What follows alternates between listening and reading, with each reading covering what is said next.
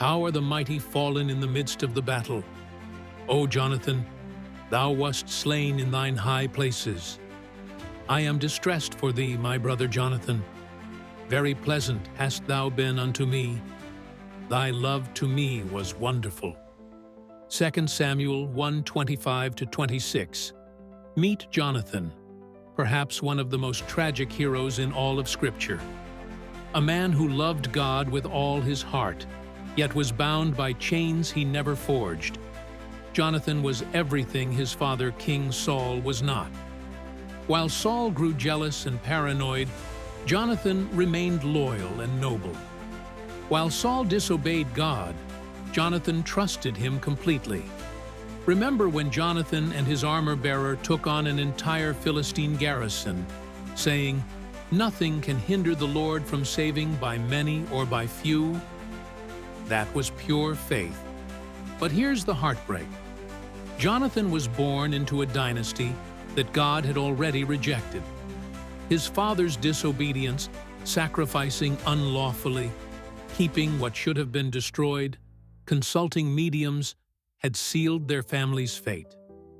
God had torn the kingdom from Saul's house and given it to David.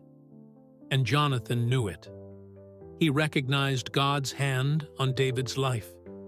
He even helped David escape his father's murderous rage, choosing righteousness over family loyalty. Jonathan gave David his own royal robe, his sword, his bow, symbols of a throne he would never inherit. The most beautiful and tragic part? Jonathan never grew bitter. He loved David like a brother, even knowing David would be king instead of him. He chose friendship over power, God's will over personal ambition. But bloodlines carry consequences. When Saul fell on his sword at Mount Gilboa, Jonathan died beside him, not because of his own sins, but because he was bound to his father's fate.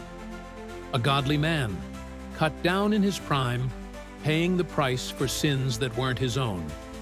David's lament over Jonathan still echoes through the ages. How are the mighty fallen? Jonathan's story reminds us that we can't control the family we're born into, but we can control the character we choose. Even in impossible circumstances, we can choose faithfulness over bitterness, love over hatred, God's will over our own desires.